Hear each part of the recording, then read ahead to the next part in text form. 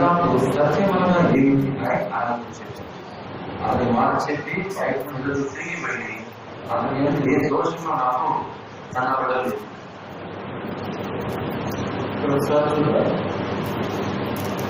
పిలాతుని direct life encounter.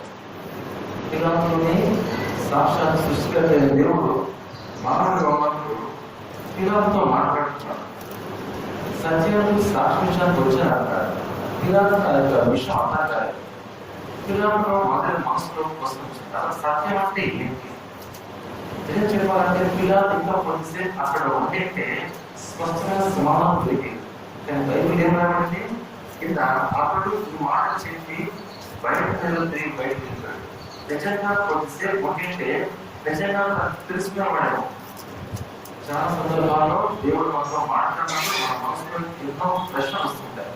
మనం ప్రభుత్వం కనిపెట్టాం, కోసం మనం వేసి ఉంటాం. కాబట్టి ఆ సవాలు మనం మొదలుగా పోతుంటాం. సాయంత్రం వచ్చే ఒకవేళ మన మనసులో ఎన్ని ప్రశ్నలు ఉన్నా ఏమున్నా ప్రభుత్వం అడుగుతాం, ప్రభు మనతో మాట్లాడండి, నాకు పేరు ప్రశ్న చెప్తాం. ఒకవేళ అనిపిస్తే ఇరిమియా 33వ వచనానికి అర్థాన్ని ఎత్తుకోవడమే నలుగురు తప్పకుండా దేవుడు జవాబు సవాలుగా ఉంటాడు. ఇరిమియా 33వ అధ్యాయం 3వ వచనం.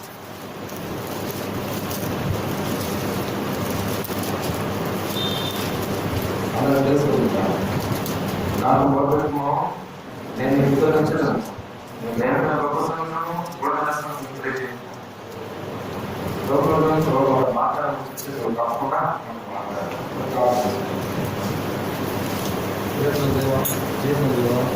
ప్రేమించి రక్షించాలన్నారు. వాక్యాన్ని రక్షించుకుంటున్నాం. వాక్యంలో మాట్లాడాలి, సంధించండి, ఎవరు కార్యాలు సహాయం చేయండి, లక్ష్యంగా సంధించండి, ఆత్మీయ పరిస్థితులు సంతోషండి, ముస్తాలు పేర్చుకుంటూ ఇచ్చిన ప్రార్థన చేసేస్తున్నాము. వచ్చి ప్రార్థించి అడిగిస్తున్నాము.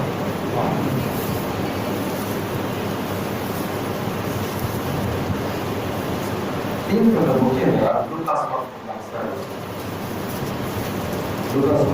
8వ అధ్యాయం. ఇది మనకు తెలిసిన భాగమే.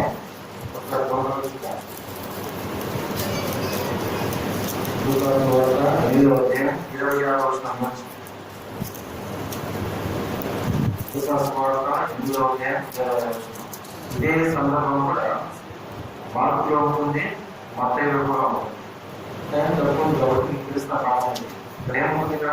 ఇంకా చూసి ఒకసారి ఒకసారి మనము 26వ వచనం 27, 28 చదువుతాం. 24 చదువుతాం.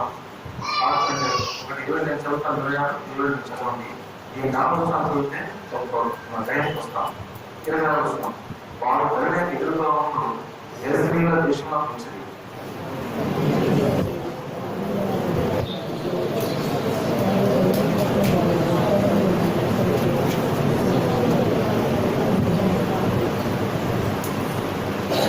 చూసి ఎక్కడ వేసి ఆయనకు సాగపడి యేసు సర్వోన్నత దేవుడు కుమారుడా, నాకు నీకేమి నన్ను బాధపరచుమని నిన్ను వేడుకొంచున్నాను అని చెప్పారు.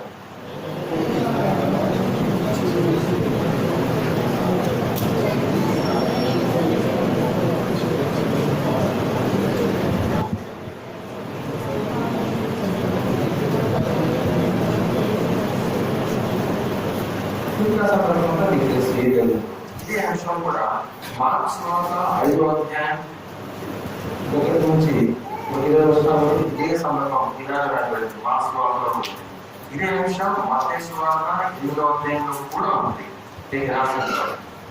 దీంట్లో జలద సముద్రం ఉన్న, కెర్నేస్ సముద్రం, తిబెరిస్ సముద్రం ఉన్న 3 ఒకటే దానికి ఆ ప్రాంతంలో చెప్పారు. జలద సముద్రం ఉన్న, కెర్నేస్ సముద్రం, తిబెరిస్ సముద్రం ఉన్న 3కి ఒకటే సముద్రానికి 3 ప్రాంతాల్లో చెప్పారు. సో ఆయన చేస్తూ ఈ ప్రాంతాన్ని చూస్తున్నాడు. ప్రాంతాన్ని చూసినప్పుడు 27వ వచనం లేకుంది గమనించుకుంటామన్నారు. ఆయన ఒడ్డు దిగినప్పుడు ఆ ఊరి వాళ్ళందరూ ఆయనకు ఎదురుగా వచ్చాడు. వారు దేవుడు బహుకాలం నుండి బట్టలు కట్టుకోక సమానంలోనే కానీ ఇంట్లో ఉన్నవారు కాదు. ఎప్పుడైతే ఈశ్వరము ఈ ప్రాంతానికి వచ్చాడో ఒక దైవపడిన వ్యక్తి ఆయనకి ఎదురుగా వచ్చాడు.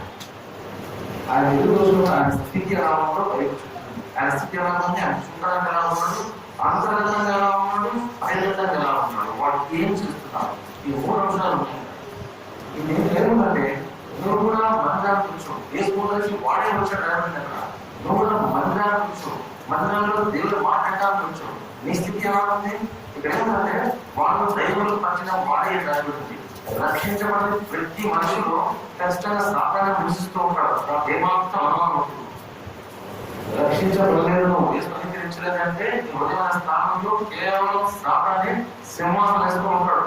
కాబట్టి వీడికైనా 2 దేవాలయము ఇంకెక్కువ మనుషులు ఇవన్నీ పోయి యేసు సాక్షాత్ ఆయన సింహాసనం ఉన్నవాళ్ళు కూడా నీ మనసుకు నమ్మదు. వాడు దైవం పట్టుకోవాలని వాడు గెలిచాడు.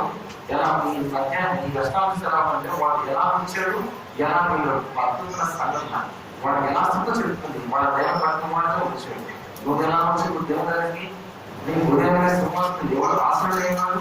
ఇప్పుడు ఏ రకంగా ఉన్నావు చూస్తే ఇక్కడ ఏమిటంటే 3 కాలం నుండి భర్తను కట్టుకోవడం జరుగుతుంది. అంటే శరీరంగా చూడడానికి అవమానం షేపులుగా చూపిస్తున్నారు. అసలు నువ్వు ఎలా చూపిస్తున్నావు, నువ్వు ఎలా ఉన్నావు, వాడి జీవితం అంతా షేపుల్ లైఫ్ లో ఉంది. భర్తలు తన మానవ కప్పుకోవడం చూపుతారు, భర్తలు కట్టుకోవడం తన మానవ కప్పుకోవడం గౌరవాన్ని సూచిస్తాం. ఎలా ఉన్నప్పుడు జీవితంలో ఆత్మీయ బలం అయిపోయినావా, ఆత్మీయ చెడిపోయినావా, రక్షణ లేకుండా ఉంటే అవమానిస్తూ ఉన్నదే అయినా ఇంకేముంది. అసలు ఇంట్లో 3 వాళ్ళు ఇల్లు ఏం చూపిస్తుంది, ఇల్లు ఒక భర్తలు చూపిస్తుంది, ఇల్లు ఒక గౌరవాన్ని చూపిస్తుంది, ఇల్లు ఒక ప్రొటెక్షన్ చూపిస్తుంది. ఇప్పుడు ఎక్కడైనా ఇంట్లో ఉండాలి, ఇంట్లోనే ఉండాలంటారు. ఆల్మోస్ట్ ఈ ఊళ్ళో కావాలి బయట ఊళ్ళో ఏం చేస్తారు, రక్షించబడిన అవసరం సాయంత్రం 6 వేలైతే బయటకు వస్తారు. వచ్చి రాత్రి 1 గంట 2 గంటలు మాట్లాడుతూ ఉంటారు. ఇంట్లో ఉండేవాడు కానివాడు దయ్యం పడుతున్న దైవం చూసుకుంటారు. ఎప్పుడు రాత్రి ఉండేవాడు ఇదే అంశాన్ని తీసుకొస్తే దాంట్లో ఏం జరుగుతుందంటే మాసవాదంలో వాళ్ళ సమాజంలో వాస్తవం చేసేవాడు కాదు. మాసవాదం వస్తారు ఎలా వస్తున్నారు.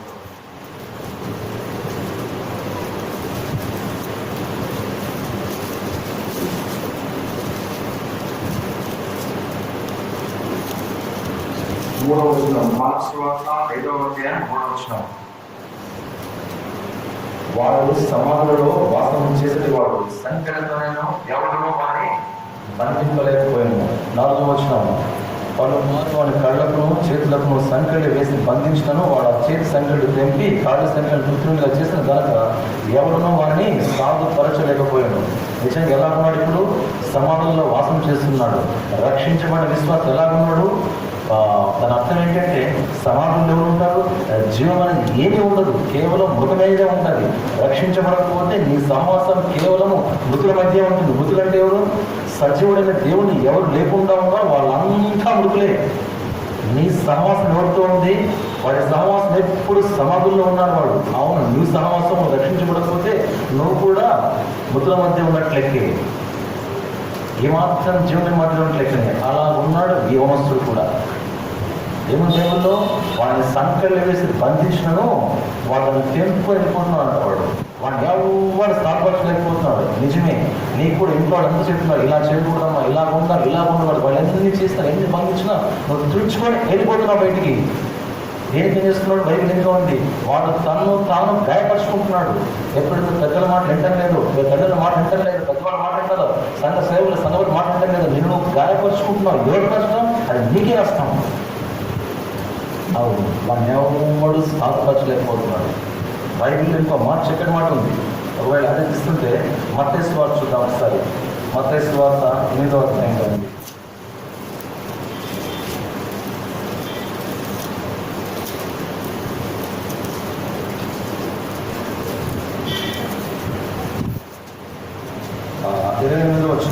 ఇరవై వచనం ఉంటుంది. మత్తయి సువార్త 8:28 అందరం కలిసి చూద్దాం. ఆయన అక్కడనున్న గలిలయ దేశము చేరగా దయ్యం పడిన ఇద్దరు మనుషులు సమాధులను బయలుదేరానికి ఎదురుగా వచ్చేది. వారు మిగిలిన ఉగ్రమైన ఎవడునో ఆ మార్గమున వెళ్ళలేకపోయాను. నిజమే, నువ్వు రక్షించబడకపోతే నువ్వు ఉండే స్థలానికి ఇంకోరు వెళ్ళలేరు. ఎందుకు, నీ జీవితము ఎలా ఉంటుంది, ఇతరులు నీ మార్గంలో వెళ్ళలేరు, ఇతరులు నీ పట్ల నేను దాటుకుంటూ ముందుకు వెళ్ళలేరు. ఇతరులను అడ్డు బండగా ఉంటావు, ఇతరులు నువ్వెంతో ఆటంకరంగా ఉంటావు. అది పేరెంట్స్ కావచ్చు, తమ్ముడు, అక్క, చెల్లి, అన్న కావచ్చు, బంధువులు కావచ్చు, సేవకుడు కావచ్చు, పెద్దలు కావచ్చు. నీ జీవితంలో ఆటంకరంగా ఉంటుంది. అది వాడు చేసిన వాడు ఉండే స్థితి. అది బట్టలు లేకుండా ఉన్నాడు, వాడు సమాధుల్లో ఉన్నాడు. వాడిని బంధిస్తే వాడు పెంచుకున్నాడు. బైబిల్లో చక్కగా ఉంది, ఏముందంటే అక్కడ ఆ దయ్యం వాడిని తలంపులు తీసుకెళ్ళిపోతే రాయబడి బైబిల్లో. వాడు ఎప్పుడు పెంచుకుంటాడో 29 వచ్చిన లూకా 8:29 చూడండి, చివరిలో రాయబడి ఉంటాడు. లూకా 8:29 వాడు బంధకములను తెంపగా దయ్యము వారిని అడవిలోనికి తరుముకొని పోయాను. వాడు పెంచుకుంటున్నాడు, కట్టినప్పుడంతా దయ్యం వారిని తరం తీసుకెళ్ళిపోతుంది. ఇంట్లో భద్రత ఉంటుంది, ఇంట్లో సురక్షిత ఉంటుంది, ఇంట్లో నెమ్మది ఉంటుంది, ఇంట్లో సమృద్ధి ఉంటుంది. కానీ ఎక్కడున్నాడు? సమృద్ధి లేని స్థానం, అభద్రత, భయము, నింద, అవమానం, ఎంతో తిరస్సులో ఉన్నాడు. అది వాడు చేసి సమాధి చేసేది ఎక్కడ? సమాధుల్లో ఉన్నాడు, మృతుల మధ్య ఉన్నాడు. నువ్వు రక్షించబడకపోతే నువ్వు మృతుల మధ్య ఉన్నచ్చే. వాసన, చెప్పుకోలేని స్థితి, అది సమాధులు లేదు. అలాంటి రక్షించబడకపోతే నువ్వు అలాంటి స్థానంలో, అలాంటి స్థితిలోనే ఉన్నావని బైబిల్ చెప్తుంది. బైబిల్ ఇంకో మాట ఏంటంటే, ఎప్పుడైతే యేసు ప్రభువుని వాడి దగ్గరకు వచ్చాడో, యేసు ప్రభు ఏమంటున్నాడు? బైబిల్ చక్కగా ఉంది, వీడిని వదిలి బయటికి రమ్మన్నప్పుడు వాడేమంటున్నాడు? యేసు సర్వోన్నత దేవుని మాట, నాతో నీకేమి, నన్ను బాధపరచదని వేడుకుంటున్నాడు. నన్ను బాధపరచు. ఇంకో మాట ఏంటంటే మత్తయిలో, ఇంకా నీకు ఇంకా సమయం ఇంకా రాలేదు, ఇంకా టైం ఉంది కదా, నన్ను బాధపరచు అనుకుంటున్నాయి. అక్కడ వేడుకుంటున్నా యేసు ప్రభుని, నా ఇంకా బాధపరచుద్దని. అక్కడ ఇంకో మాట ఏముందంటే, యేసు అడుగుతున్నాడు నీ పేరేంటి అని. వాడికి ఆ పేరేం చెప్పాడు? నా పేరు సేన. సేన అంటే అర్థం ఏంటంటే దానికి ఏం పేరు లేదు, అనేకం ఉంటాం. వీఆర్ మోర్, మేము చాలా మంది ఉన్నాం. ఎంతమంది ఉన్నారు? ఒక మనిషిలో ఎంతో మంది ఉన్నారు. కింద బైబిల్లో ఉందంటే 2000 దాకా మంద ఉందంట, పందుల మంద. అన్ని ప్రమాదం పడితే, ఉదాహరణకి ఒక పందులోకి ఒక దయ్యం వెళ్ళింటే 2000 ఉన్నట్టు లెక్క. ఒక మనిషిలో 2000 దాకా ఉన్నాయి. రకరకాలు ఉంటాయి. రక్షించబడలేదా? నేను కామ, క్రోధ, మదవస్త్రం, వ్యభిచార తలంపులు, ఆలోచనలు, గమస్తనం, అసలు ఇవన్నీ నీలో ఉంటాయి. మోర్ దాన్ 2000 కంటే ఎక్కువ నేను రక్షించబడకపోతే నువ్వు అసలు నువ్వు ఎందుకు వచ్చాడు? మీటింగ్కి, ప్రార్థన మీటింగ్కి వస్తున్నావా? నేను రావడం నాకు ఖచ్చితంగా మీరు రావాలి. ప్రార్థన మీటింగ్కి వస్తున్నావా? బైబిల్ స్టడీకి వస్తున్నావా? యూత్ మీటింగ్ ఎందుకు వస్తున్నావు? ఏ మోటివ్తో వస్తున్నావు? ఏ అబ్బాయి కోసం వస్తున్నావు? ఏ అమ్మాయి కోసం వస్తున్నావు? ఆలోచిస్తున్నావా? ప్రతి ఒక్కడి దేవుడు గమనిస్తున్నాడు, ప్రతి ఒక్కటి దేవుడు చూస్తున్నాడు. వీడు వచ్చి స్వస్థతుడైపోయినాడు. నువ్వు ఏ రూపంతో వచ్చావు, ఏ మోటివ్తో వచ్చావు, ఇవి దేవుడు అన్నీ గమనిస్తున్నాడు. చూసుకోండి, బైబిల్లో మాట చక్కగా ఉంది, మోసపోకుడు దేవుడు వ్యక్తింపబడు. మనుషుడు ఏం తీస్తాడో అదే వస్తాడు. దేవునికి తలంపులన్నీ తెలుసు. ఏం ఆలోచిస్తున్నాం? ఇక్కడే కూర్చున్నాం, ఎవరి గురించి ఆలోచిస్తున్నాం? ఇక్కడే ఉన్నాం. ఎవరికి తలంపు అవుతుంది? నీ తలంపులు దేవునికి విరుద్ధంగా ఉంటే దేవుని ఒకరిన కళ్ళు నిన్ను గుర్తుపెట్టుకో. ఇంకొంచెం ముందుకెళ్ళాలి. ఆ పాత్రలను పోవడానికి ఆజ్ఞాపించుకొని వేడుకుంటున్నాయి అవన్నీ కూడా. దేవుడు సరే అన్నాడు. అప్పుడు ఏమన్నాయి? ఆ పందులు వెళ్ళిపోతే ఆ పందులకి వస్తూ ఉంటున్నాయి. అన్నీ చెప్తే అవి వెళ్ళిపోయారు. ఇప్పుడు ఏం జరిగింది? వాళ్ళు ఎవరైతే పందులు మేస్తున్నారో మీకు తెలిసి కథ, అందుకే మాస్టర్ వెళ్ళిపోతారు. ఎవరైతే పందులు మేస్తున్నారో వాళ్ళంతా తెలిసి ఊళ్ళో చెప్పేవాడి, ఊళ్ళోకి ఇలా జరిగిపోయింది. వాళ్ళంతా వచ్చారు. వస్తే ఏమైంది చూడండి ఒకసారి. 35 వచ్చినాం, సరే 34, 35, 34 వచ్చినాం. లూకా సువార్త 8వ అధ్యాయం 34 వచ్చినాం, 35 వచ్చినాం. మేచున్న వాళ్ళు జరిగిన దాన్ని చూచి పారిపోయి ఆ పట్టణంలోనూ గ్రామంలోనూ ఆ సంగతి తెలియజేసింది.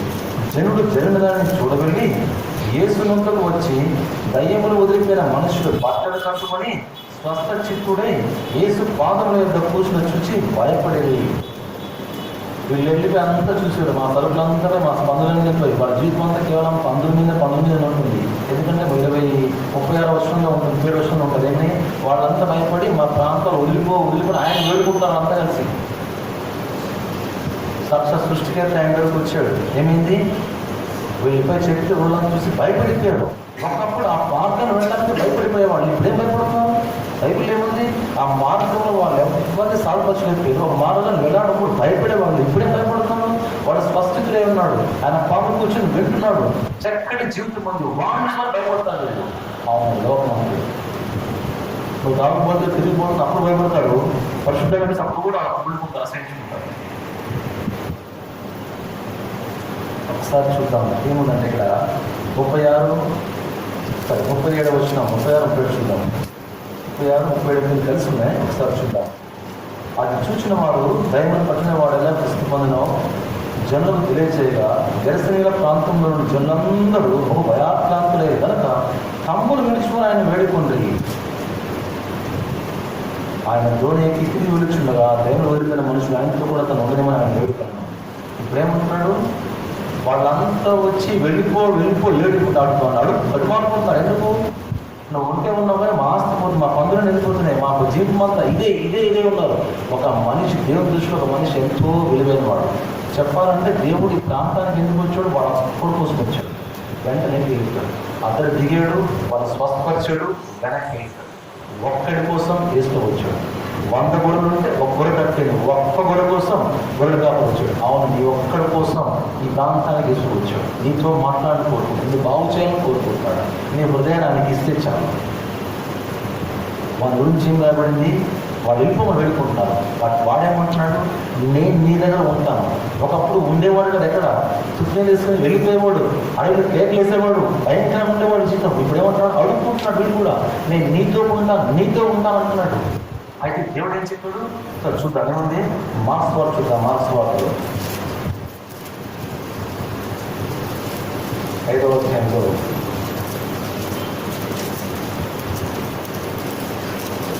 5వ అధ్యాయం 18, 19, 20. మార్క్స్ వార్త 5వ అధ్యాయం 18, 19, 20 అందరం కలిసి చదువుకుందాం. ఆయన ధోని ఎక్కినప్పుడు దేవుని వచ్చిన వాడు ఆయన యొక్క తన ఉండని ఆయన బతుమాలుకున్నాడు. కానీ ఆయన వారికి సెలవేయక నీవు నీ ఇంటి వారి దగ్గరకు వెళ్ళి ప్రభు నేను కనికరపడి నీకు పుస్తకం అన్నట్టు వారికి తెలియజేయమన్నాను. వాళ్ళు వెళ్ళి ఏ స్థానంలో చేసినవన్నీ డెక్కపొడిలో దక్షిణపడాలని నింపగా అందరూ ఆశ్చర్యపడలేదు. డెక్క అంటే అర్థమేంటి? 10 అని అనమాట కదా. వాడు ఏం చేస్తాడు? వాడు అక్కడ ఉండమంటే వాడు వస్తానంటున్నాడు. అంటే ప్రభు ఏమన్నాడు? నువ్వు ఇక్కడే ఉండు, ఇక్కడే సాక్షిగా ఉండు. ఏం చేయమన్నాడు? నీకు ప్రభు ఎట్టి కార్యాలు చేస్తాడో అవి నువ్వు చెప్పు. ఎవరికన్నాడుగా? 19 నీవు నీ ఇంటి వారి యొద్దకు వెళ్ళి ప్రభు నీ ఎందుకు కనికరపడి నీ తీసుకెళ్ళిన వారికి తెలియజెప్పుకున్నావు. నువ్వు ఎక్కడ ఉండాలి? సాక్షిగా రక్షించబడ్డాడు. ఇది ఎక్కడున్నాడు? మనం ఏమనుకుంటాం?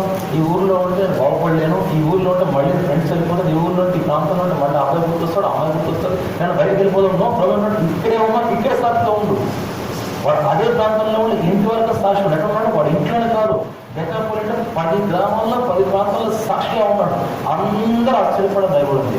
తీస్తే లూకాస్ వార్త ఏంటంటే నెక్స్ట్ టైం ఆయన వచ్చినప్పుడు అందరూ ఆయన్ని చేర్చుకోవడం భయపడింది. వాడు ఒక్కడి సాక్ష్యం 10 గ్రామాల్లో సువాస వదిలేడు. రెండోసారి వేసుకుని మళ్ళీ అక్కడికి వచ్చినప్పుడు అందరూ ఆయన ఆహ్వానించారు. రక్షించబడ్డావు, ఇక్కడే ఉన్నావు, ఎన్నాళ్ళు సాక్షిగా ఉన్నావు, ఎంత సాక్ష్యం ప్రభుత్వ సాక్షిగా జీవిస్తున్నావు. ప్రభు నీ పట్ల కోరుతున్నాడు.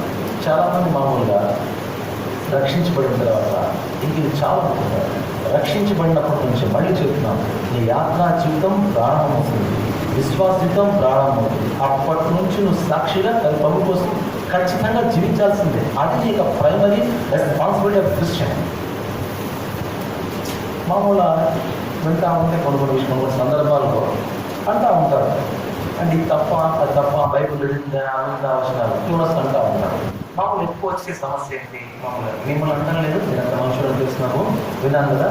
మామూలుగా మంట అంటారు, అలా ప్రేమిస్తే తప్ప బైబిల్ ఎక్కడైనా ఉందా?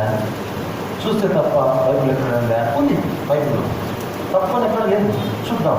ఒకవేళ ప్రేమిస్తే ఏం చెప్తే చూద్దాం, బైబిల్ ఏం చెప్తుందో చూద్దాం. న్యాయాధిపతులు 14వ అధ్యాయం, న్యాయాధిపతులు 14వ అధ్యాయం కొందరు చూద్దాం. మాస్టర్ చూస్తే న్యాయాధిపతులు 14వ అధ్యాయం మొదటి వచనం. సంసోను తిమ్నాతుకు వెళ్ళి తిమ్నాతులో ఫిలిష్తీయుల కుమార్తెలు భక్తులు చూచాను. సంసోను ఎవరు? ఇశ్రాయేలు బలాఢ్యుడు. సంసోను 20 సంవత్సరాలుగా న్యాయాధిపతిగా ఉన్న ఇశ్రాయేలు మీద. ఇశ్రాయేలు కాబట్టి ఏం చేశాడు? ఇప్పుడు తిమ్నాతులో ఒక అమ్మాయిని చూశాడు. అది తర్వాత 8వ వచనం. 8వ వచనం చూద్దాం. ఒక సింహాన్ని చంపాడు వెళ్ళేటప్పుడు మళ్ళీ అక్కడ ఏం రాయబడి కొంతకాలం అయిన తర్వాత అతడు ఆమెను తీసుకుని వచ్చినప్పుడు